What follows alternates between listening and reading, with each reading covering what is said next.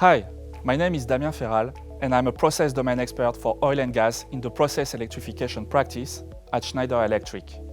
Let's talk about what process electrification means for the downstream oil and gas industry, which mostly covers oil refineries and petrochemical plants.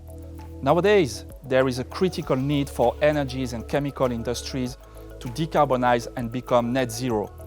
The pressure comes from the governments, finance, and the public.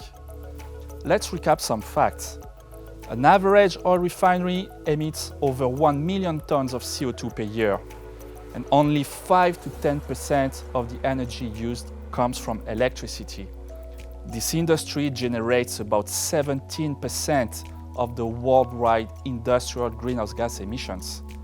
The complex process requires high quantity of energy, mostly as process heat. An average oil refinery typically needs over 700 megawatts of thermal power due to large gas-fired heaters and steam boilers.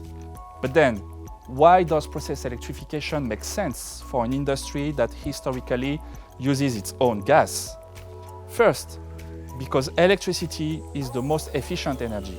Electrical heating technologies available allow up to 20% gains in efficiency, giving a significant competitive advantage as energy represents over 50% of the OPEX. A refinery can directly electrify about 30% of its energy consumptions with existing technologies.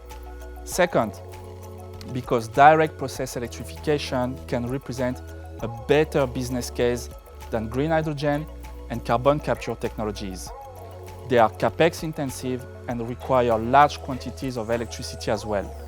Our consulting team has uniquely combined expertise in oil and gas process, electrification technologies and solutions, and electrical distribution to support industrials in their decarbonization journey. Stay tuned for more insights from the process electrification team.